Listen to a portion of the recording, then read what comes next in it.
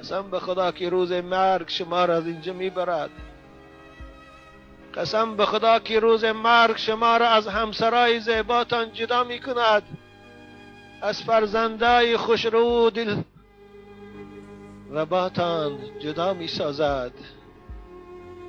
اصل بخشی بگویند فرزندان دل بندد، بگردن کودکانت در بدر امروز یا فردا.